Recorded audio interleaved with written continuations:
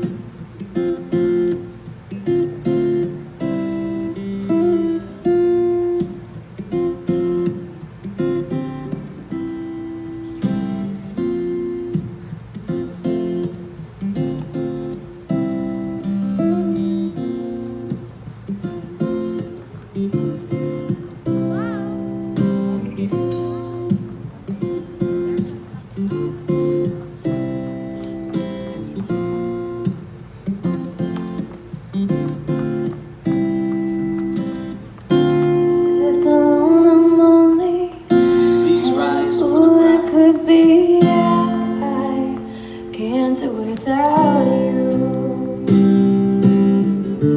we are stitched together, and my love is tethered now. God gave me you for the ups and downs. And who gives this woman to this man?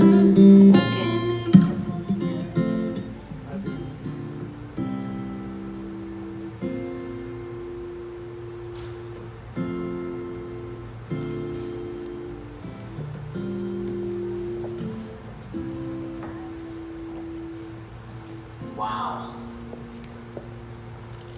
Well, welcome friends and family and guests. It is such an honor to be a part of this moment with you and this ceremony. Would you bow your head? Would you close your eyes with me? Lord, we come to you this morning so grateful that you would bring these two together. Lord, we ask that you would bless this ceremony, that you calm our nerves right now. You'd help us enjoy this incredible thing called marriage that you invented and celebrating these two incredible people that you love so much. We pray that this ceremony would bless you and honor you and worship you. In Jesus' name we pray. Amen. Hey, before you have your seat, does anybody else think Amber looks absolutely gorgeous? Go ahead and have your seat. Marcos, you're a stud. Honestly, look at this man. Today we have this moment that we get to share with you where you're making a lifelong commitment and pledge to God and to your friends and family and your spouse in front of all of us here. And did anybody here show up today to encourage and support these two? Is that why you're here? You hear that? They're on your side. God's on your side. You got this strapping James Bond of a man right here ready to pledge his life for you. And you guys have known each other for 12 years. You met when you were 13 years old, is that right? And you have two beautiful kids together. And you've gone through some ups and some downs, and you know each other, and you've seen some things. And you're taking a big step of faith today. And I'm so proud to be here and share this moment with you. In John chapter 2, he says that Jesus is at a wedding, and they're out of wine, and his mom says, we need you to step in and do something about it. And he says to the servants, fill the jars with water. So they filled them to the brim. Then he told them, now draw some out and take it to the master of the banquet. And they did so. And the master of the banquet tasted the water that had been turned into wine. He did not realize where it had come from, though the servants who drew the water knew. Then he called the bridegroom aside and said, everyone brings out the choice wine first, and then the cheaper wine after the guests have had too much to drink. But you have saved the best until now. I love the story of Jesus at a wedding. And I'm going to give you three things today just to kind of maybe for you to think about and guide you, but you probably aren't listening to anything I say, and that's because he's invited. And that's profound, actually, because I would think of Jesus at a wedding like doing something more official, like officiating it or something, but that's probably because I'm a pastor. But Jesus is at the wedding. We don't know whose wedding it is, if it's the bride or the groom's side that he's on, but he's there because he's invited. And on every level that you welcome him. He's there because he wants to be there, and the rest of your life will be the way you treat her and serve her and lead her. The mark of a man will always be for you. I'm getting teary-eyed right now, no joke, just thinking about this. God is going to do great work through your guys' life. Does anybody else believe that God's on their side?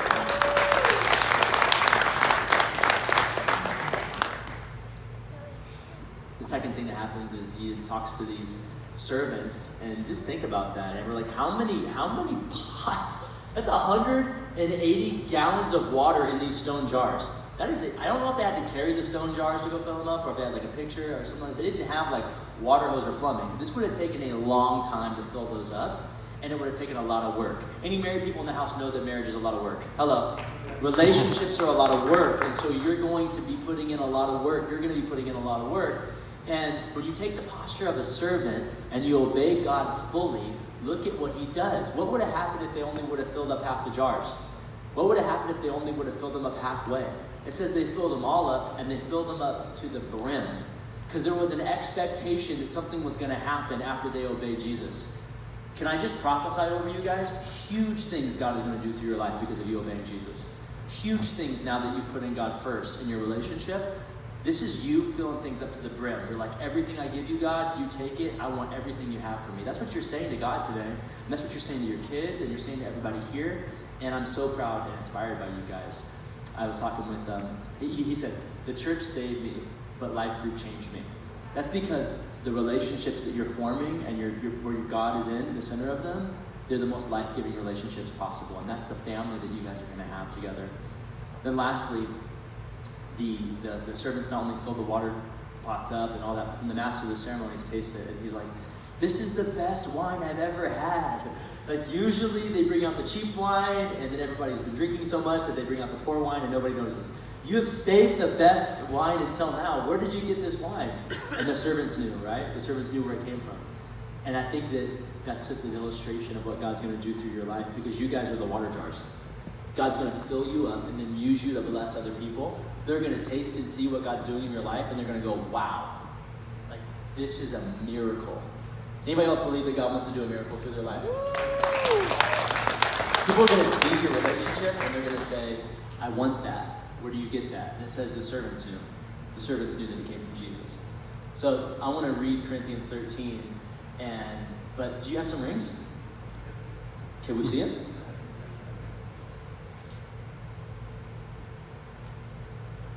Wow, those are beautiful. All right, why don't you slide that gigantic, beautiful diamond across her finger, that band. And I'm going to read these vows. And if you agree, you will say, I do, in front of God and your family and friends and your wife. And read the whole thing, and then your line is, I do, okay? Do you, Marcos, take Amber to be your wife, your constant friend, your faithful partner, your love from this day forward? In the presence of God, your family, and friends, do you offer your solemn vow to be a faithful partner in sickness and in health, in good times and in bad, in joy as well as in sorrow? Do you promise to love Amber unconditionally, to support her in her goals, to honor and respect her, to laugh with her, to cry with her, to cherish her, as long as you both shall live? And do you want to slide that ring over his finger? That is the most macho wedding band I've ever seen. Look at that. Here we go. Do you, Amber, take Marcos to be your husband, your constant friend, your faithful partner, your love from this day forward? In the presence of God, your family, and friends, do you offer your solemn vow to be a faithful partner in sickness and in health, in good times and in bad, in joy as well as in sorrow? Do you promise to love Marcos unconditionally, to support him in his goals, to honor and respect him, to laugh with him, to cry with him, to cherish him, as long as you both shall live? Would you bow your head? Would you close your eyes so I can pray for you? And the rest of you, please join me in praying for them right now. In Corinthians chapter 13, we hear the definition of love right from the scriptures. That love is patient, love is kind, it does not envy, it does not boast, it is not proud, it does not dishonor others, it is not self-seeking, it is not easily angered, it keeps no record of wrongs. Love does not delight in evil, but rejoices with the truth.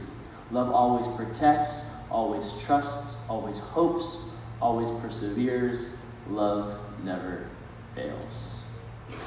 You can open your eyes. You guys have gone through some things together.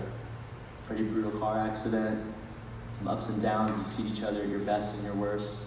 You guys are making the best decision right now possible, which is to say you won't do it without him one more day. From here on out, he's going to be first.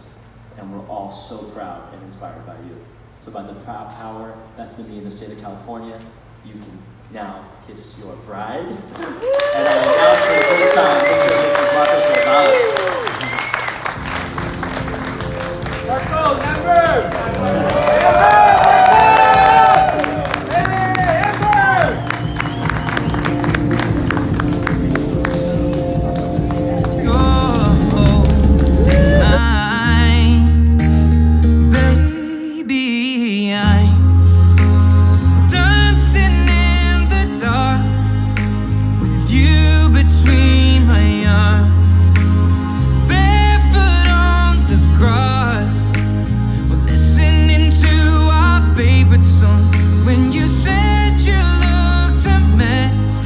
Whispered underneath my breath, but you heard it, darling. You look perfect tonight.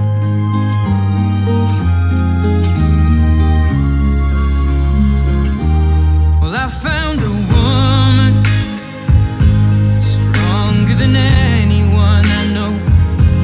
She shares my dreams. I hope that someday I'll share her home.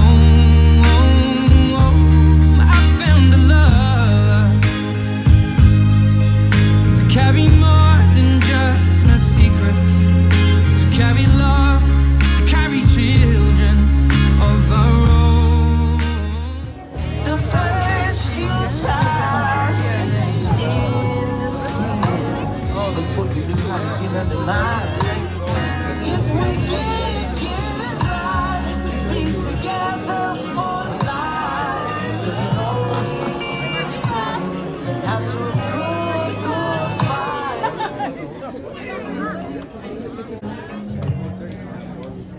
I try to let go, we end up on the floor.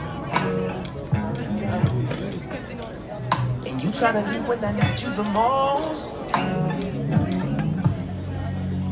Sometimes I wonder what we're holding on for. Then you climb on top of me and I remember. That dress, looking so beautiful.